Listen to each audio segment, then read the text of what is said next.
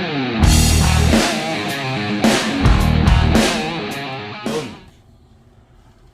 morning, good afternoon, good evening. Today, I'm going to explain regarding the orientation and the procedures kung paano kayo makakapasok ng Brothers in Christ Motorcycle Club.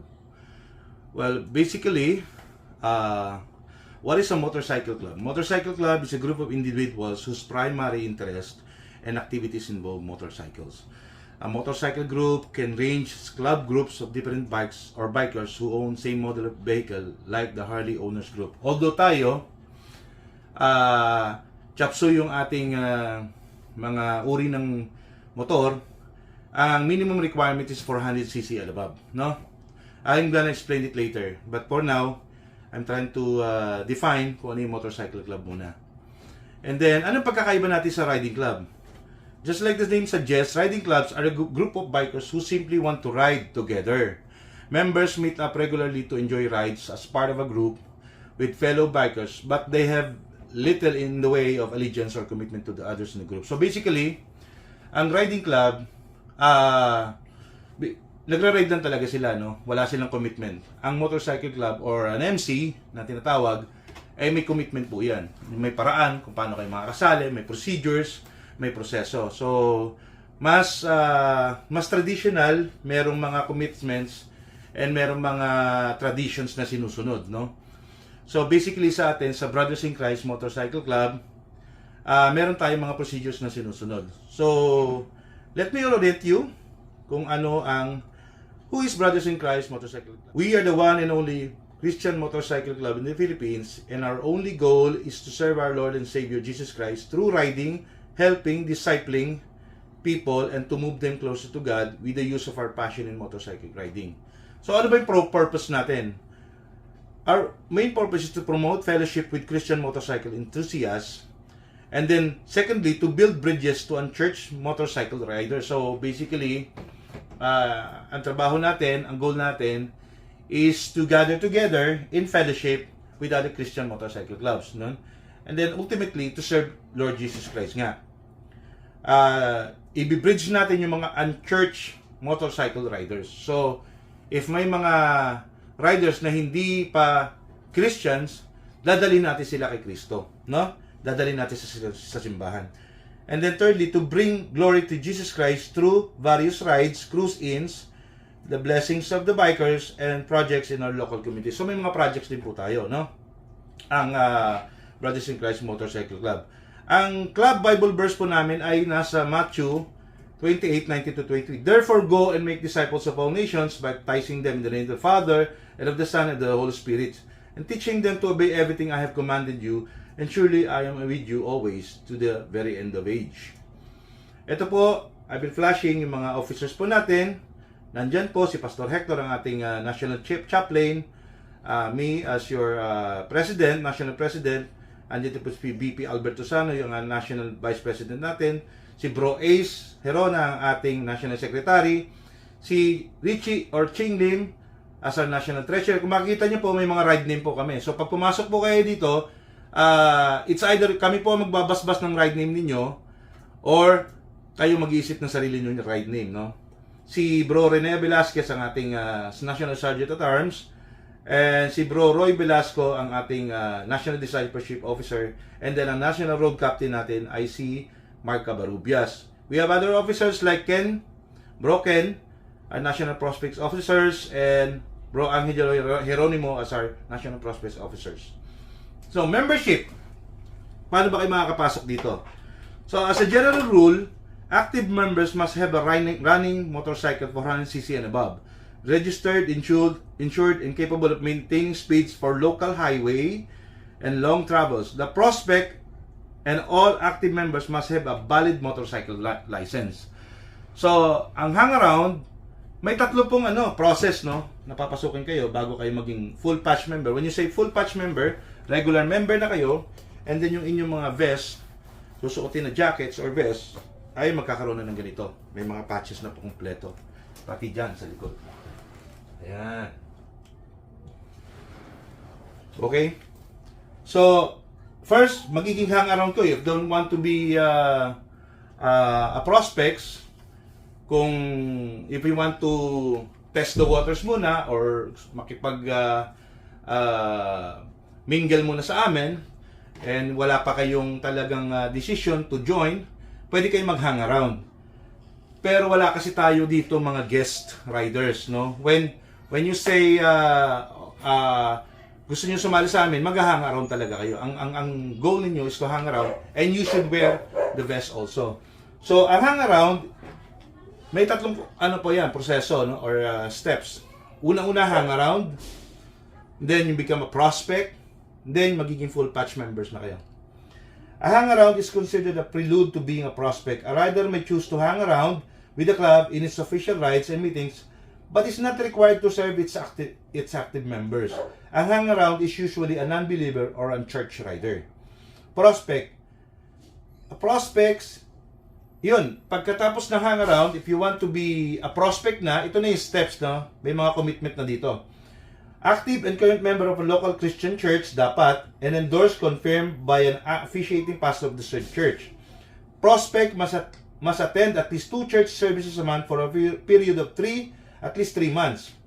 In order to become a full patch member, a prospect must at least disciple one unbeliever or unchurched rider and will be confirmed by the discipleship officer and or the prospect officer. During this 3-month period, the prospect shall read the club bylaws and attend all official meetings and rides sponsored by Brothers in Christ MC, unless working in the hospital or an acceptable excuse approved by the club president or sergeant at arms. Prospect stands for prospective member, and a prospect is only allowed to have the following on their vest: yung ride name, chapter, God is good, and in prospect, tapos sa likod, yun in Christ rocker lang. Wala pa yung brothers. In Christ lang, yun sa ilalim lang. At the end of the sponsorship period, the active member of the club will vote on the prospect status.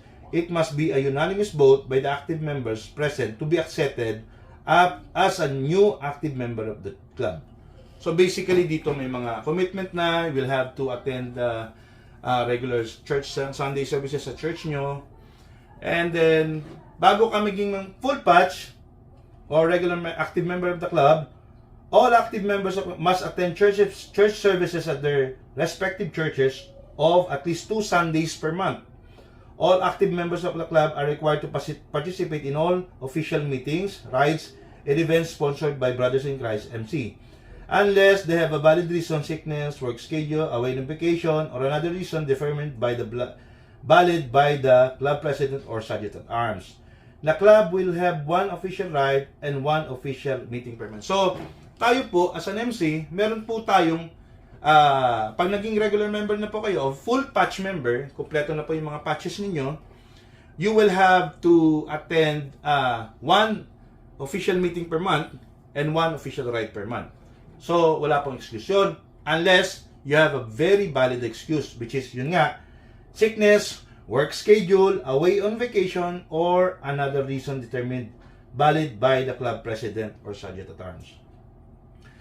So, ang tanong, do you have membership dues? Meron po, no? All members shall pay a monthly due of 300. The money from the collected dues will be used as determined by a majority of the active members present or at its regular monthly meeting, or in any case of an emergency as determined by the club officers, which is the executive council. So, meron po tayong executive councils composing of the national officers and then yung chapter president. Ito po yung mga patches natin ng Brothers in Christ sa likod. So, basically, Brothers in Christ, yan, and then may cross sa gitna, and then may MC sa gilid. Kapag hindi pa kayo, prospect pa lang kayo or hang around, wala pa kayong patches sa likod pang hang around, pag prospect na, meron nang nakalagay sa ilalim na in Christ. Yun lang yung sa likod, makikita nyo yung in Christ lang. Okay? So, yung sample ng ating leather vest. So, basically, ang nasa likod, ito lang talaga yung mga nakalagay. Hindi po siya pwedeng dikitan ng kung ano-anong other patches.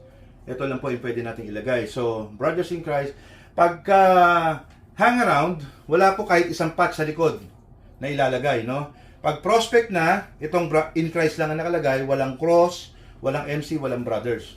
Sa harap naman, ito po yung standard founder, kung kayo yung founder ng club, usually ang binibigay nila ngayon is the pioneer, no? And then discipler dito sa gilid.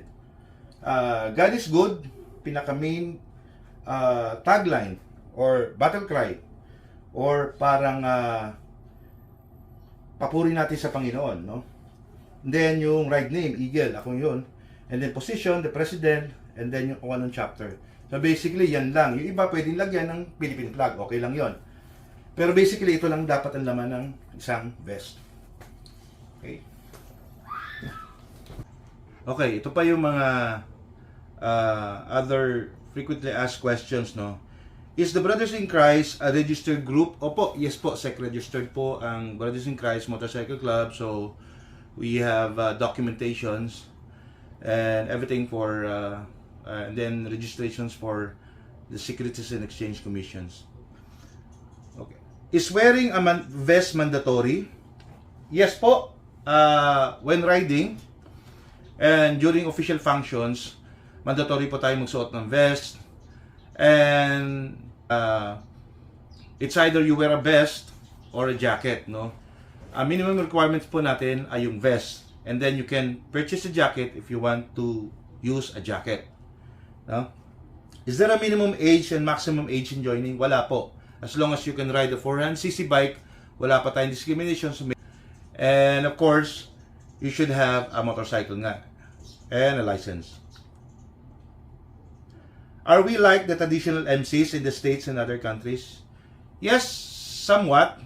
Pero iba lang po yung ating goal dito and purpose in joining this motorcycle club. But then again, we are patterned after other MCs in the United States like Hells Angels and other motorcycle clubs. Preferably, mainly ang ating pattern for ang naging inspiration po natin to build this group ay yung Disciple Christian Motorcycle Club, which is a big group of Christian Motorcycle Club members in the US. What chapters are existing already? We have the we have the Cavite chapter. We are forming it. We are forming the Laguna chapter. The East chapter is already formed. We are forming also the South chapter, which is basically riders from, yung South is basically from Muntinlupa, Parañaque, Las Piñas, and then yung Cavite, Laguna. We have 4 chapters wherein you can join the group.